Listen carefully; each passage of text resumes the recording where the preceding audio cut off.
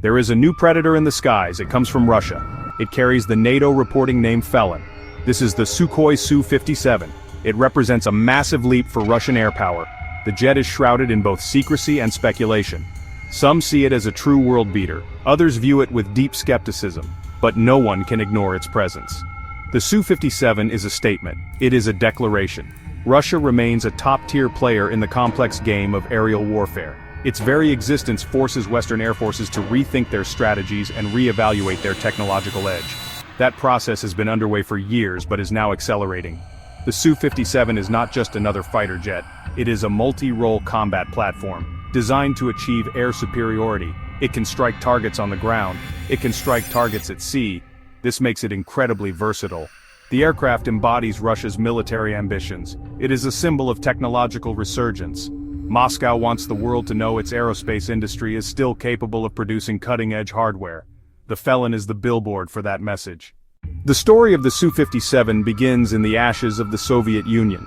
Russia needed a replacement for its aging fleet of fourth-generation fighters. The MiG-29 and Su-27 were formidable in their day, but a new century demanded a new kind of aircraft. The United States was already flying its F-22 Raptor. This was a true fifth-generation stealth fighter. Russia needed an answer. The program to create that answer was called the PAK-FA. This stands for Perspektivny Aviacyjny Kompleks Frontowej Aviacji. In English it means Future Air Complex of Frontline Aviation. It was an ambitious project from the very start. Development was a long and winding road. The Sukhoi Design Bureau, famous for its flanker series, won the contract. Their design was designated the T-50. The first prototype took to the skies on January 29, 2010. This was a major milestone for Russia's aerospace industry. It proved they could still design and build a complex modern fighter from the ground up. However, the program faced numerous hurdles. There were funding issues, there were technical challenges. The initial partnership with India, which planned to co-develop a version called the FGFA, eventually fell apart, leaving Russia to go it alone. The PKFA program was about more than just building a new jet. It was about rebuilding an entire industrial base. Stealth, or low observability, is a defining feature of the Su-57. But it is a different kind of stealth. Russian designers did not try to simply copy the American approach seen in the F-22 or F-35. Instead, they pursued a philosophy of balanced stealth. This means they did not sacrifice other key performance characteristics, like speed and super maneuverability, for the absolute lowest possible radar cross-section. The airframe is carefully shaped to deflect radar waves away from the emitter. You can see this in the alignment of the wing and tail edges, a classic technique for reducing radar signature. The Su-57's design is a masterclass in aerodynamic blending. The wings and fuselage flow together seamlessly. This not only helps with stealth but also provides incredible lift and agility. The jet's surfaces are clean and uncluttered. To maintain this low observable profile, the primary weapons are carried internally. The Su-57 has two massive main weapons bays arranged in tandem between the engine nacelles. It also has smaller side bays under the wing roots, likely for short-range air-to-air missiles. Keeping weapons inside the airframe is critical for minimizing an aircraft's radar signature until the moment of attack. Materials are also a key part of the stealth equation. The Su-57 makes extensive use of composite materials. These materials are not only lightweight and strong, but they can also absorb radar energy. A significant portion of the aircraft's surface is covered in radar-absorbent material. The canopy is also treated with a special metallic coating to reduce radar reflections from the complex shapes inside the cockpit, a significant source of an aircraft's radar signature. However, the Su-57's stealth is not without its compromises. Observers often point to the engine intakes, and the engine faces themselves as potential weak spots in its frontal radar cross-section. At the core of the Su-57's incredible performance are its engines. The initial production models are equipped with Saturn AL-41F1 engines, a highly advanced derivative of the engine used on the Su-35S Flanker E. They provide immense thrust, allowing the Su-57 to achieve supercruise. Supercruise means flying supersonic over Mach 1 without afterburners. Supercruise is a game-changing capability. It allows the fighter to cover vast distances quickly. It lets the jet respond to threats faster. It gives missiles more kinetic energy, extending their range and effectiveness. But the real heart of the Felon is yet to come. The future lies with the new Izdelia 30 engine, a clean sheet design that is currently in testing. It promises more thrust, better fuel efficiency, a simpler, more reliable design. With Izdelia 30, Su-57 performance will take another giant leap. Top speed estimated well over Mach 2. Super cruise will be enhanced, sustain higher supersonic speeds longer. These engines unlock the airframe's full potential. Speed is just one part of the equation. The Su-57 is also famously agile. That's thanks to three-dimensional thrust vectoring control. The engine nozzles can move independently in multiple directions. That lets the pilot point the jet's nose where the aircraft isn't actually going. This post-stall maneuvering enables feats like the Pugachev's Cobra. A modern fighter is only as good as its sensors. The Su-57 is equipped with a sophisticated suite of electronics designed to give its pilot, unparalleled situational awareness. The centerpiece of this system is the N036 Bielka, or Squirrel, radar system. This is not just a single radar, it is actually a distributed system of active electronically scanned array, or AESA radars. The main X-band AESA radar is located in the nose, providing the primary search and track capability. This type of radar can scan the sky incredibly fast, track multiple targets simultaneously, and is, highly resistant to jamming.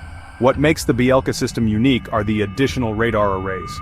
The Su-57 has two side-looking X-band AESA radars, mounted in the cheeks of the forward fuselage. These give the pilot a much wider field of view, allowing them to track targets that are not directly in front of the aircraft. This is a huge tactical advantage. It means the Su-57 can maintain a track on an enemy fighter even while turning away. The Su-57 also incorporates L-band radar arrays built into the leading edges of its wings. L-band radars operate at a lower frequency than X-band radars. This makes them particularly effective at detecting stealth aircraft. While they may not provide a weapons-grade track, they can act as an early warning system. All of this information from the different radars, along with data from other sensors like the 101KS Atoll electro-optical targeting system, is fused together. The system's computers process the raw data and present the pilot with a single, easy-to-understand picture of the tactical environment. A fighter jet is, at its core, a weapons delivery platform. A fighter jet is, at its core, a weapons delivery platform. The Su-57 is designed to carry a formidable and diverse arsenal. To maintain its stealth characteristics, its primary weapons are actually housed in two large internal weapons bays. These bays are pretty spacious, capable of carrying a variety of large air-to-air and air-to-surface munitions. For air superiority missions, the Felon will likely carry a mix of long-range and short-range missiles. The star of the show is the R-37M. This weapon is meant to take out high-value assets like AWACS and tanker aircraft from truly incredible distances. For closer engagements, the Su-57 can employ the R-77M, which is Russia's advanced medium-range air-to-air missile. This is an active radar homing missile, often considered the Russian equivalent of the American AMRAAM. The internal bays are thought to be able to carry at least 4 of these weapons. For dogfighting, the aircraft is equipped with the R-73 or its successor, the K-74M2. These short-range infrared homing missiles are known for their extreme agility and off-bore sight capability, meaning the pilot can target an enemy just by looking at them through a helmet-mounted sight, even if the jet isn't pointing directly at the target. The Su-57 is not just an air-to-air fighter. Its large weapons bays can also accommodate a wide range of air-to-ground ordnance. This includes precision-guided bombs and tactical cruise missiles.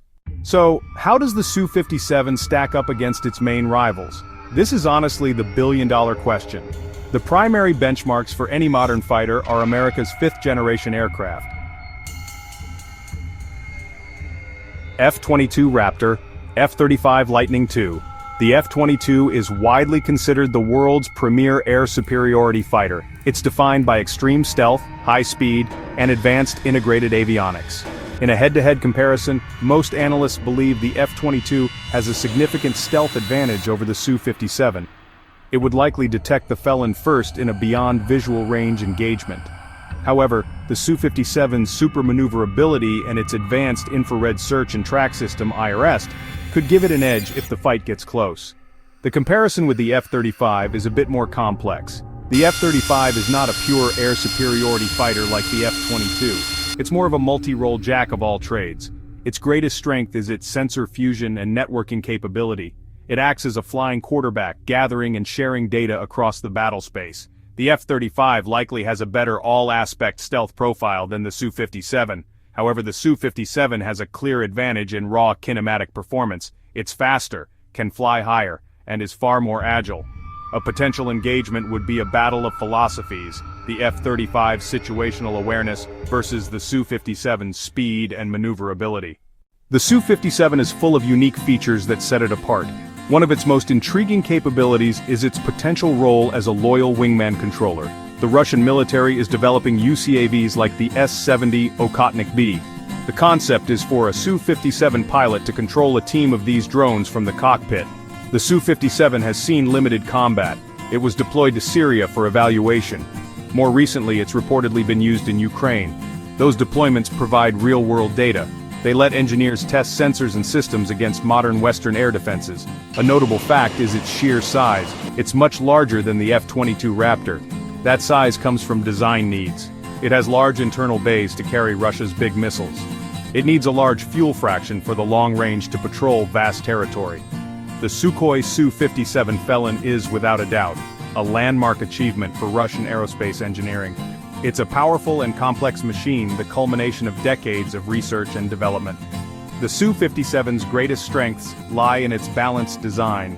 As production ramps up, the Su-57 becomes an increasingly common and influential global player.